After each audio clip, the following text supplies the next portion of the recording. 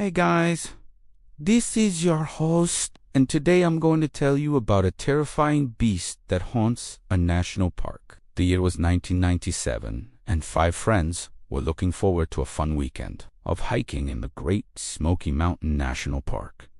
The group consisted of 2 couples and a guy named Patrick, a seasoned outdoorsman who knew these mountains like the back of his hand.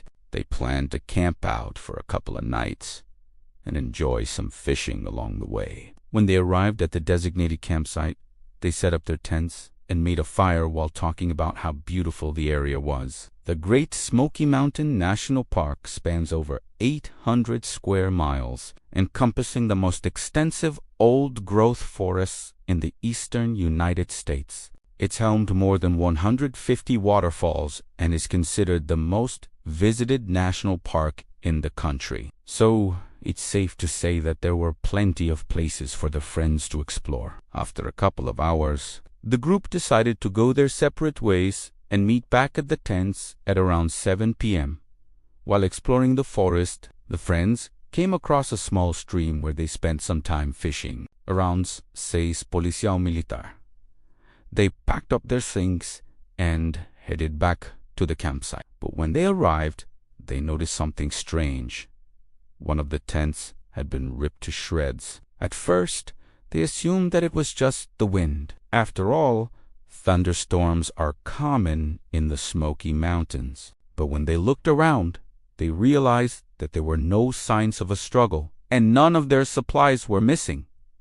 When they unzipped their own tent, they found a journal. In it, they read about the strange occurrences that had happened the night before. The first entry was from July.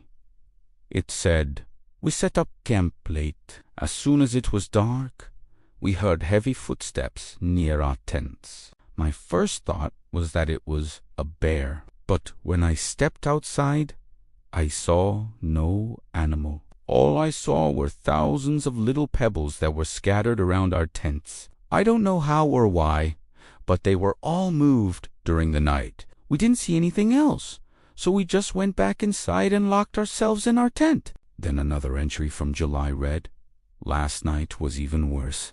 We barely slept at all. All night long, we heard heavy footsteps circling our tents and whispering just outside the tent. We couldn't make out what they were saying, but it definitely wasn't an animal. At one point, we looked outside the tent and saw glowing eyes staring at us from the tree line. They watched us for a full minute, then disappeared. Whoever or whatever it is, it's watching us, waiting." The last entry was dated July and said, "This morning we woke up to complete silence. It was almost eerie. We unzipped the tent to the creepiest scene. All of our supplies were neatly stacked in a pile. Whoever or whatever was here last night took everything we had brought with us. Food, water, backpacks, tents, but they left these things behind. It's not an animal. It's watching us, waiting." When rescuers arrived at the campsite, they found everything the journal had described. All of the supplies were still there, but there was still no sign of the group. What's even more strange is that the nearest town is only 12 miles away. You can drive there in about half an hour. But despite this, there was no sign of a struggle, and nobody had called for help. Even stranger nobodies have ever been recovered, and no one knows what happened to them. Some say that when the fog rolls into the Smoky Mountains, you can hear screams echoing through the trees. And if you look closely, you might see glowing eyes peering at you from the darkness. So what do you think happened to the hikers? Let me know in the comments below, and thank you for watching.